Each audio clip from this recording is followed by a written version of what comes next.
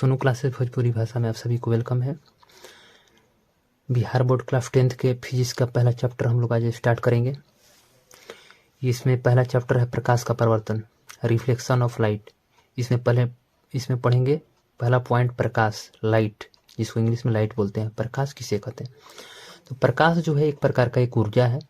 प्रकाश एक ऊर्जा का रूप है, यानी प्रकाश एक प्रकार का ऊर्जा है जिसके माध्यम से हम किसी भी वस्तु को क्या करते हैं, देखते हैं, जिसे हम क्या कहते हैं, प्रकाश कहते हैं। प्रकाश की महत्वपूर्णता को अगर हम समझें तो इसमें हम पॉइंट देकर हम समझ सकते हैं। पहला, निर्वात में प्रकाश की चाल जो होती है 3 × 10⁸ मीटर प्रति सेकंड होता है। ठीक है। अगला पॉइंट हम देखेंगे, इसमें प्रकाश एक प्रकार की क्या है, ऊर्जा है। और अगला पॉइंट देखेंगे कि प्रकाश हमेशा सीधी रेखा में गमन करती है। फिर सूर्य के प्रकाश को पृथ्वी तक पहुंचने में 8 मिनट 16 सेकंड का समय लगता है। प्रकाश की चाल सबसे अधिक गैस में होता है, उसके बाद द्रव में, और सबसे कम जो होता है ठोस में होता है। प्रकाश स्रोत किसे कहते हैं?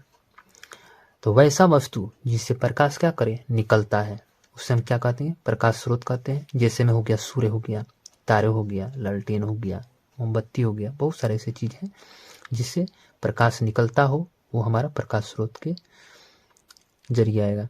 ये 2 प्रकार के होते हैं, पहला प्राकृतिक प्रकाश स्रोत, दूसरा होता है मानव निर्मित प्रकाश स्रोत। ठीक है। अगला हम लोग देखेंगे प्राकृतिक प्रकाश स्रोत किसे कहते हैं। तो प्राकृतिक प्रकाश स्रोत वह होता है जो भगवान द्वारा बनाया गया है, यानी वैसा प्रकाश स्रोत जो प्रकृति के द्वारा बनाया गया हो उसे प्राकृतिक प्रकाश स्रोत कहते हैं।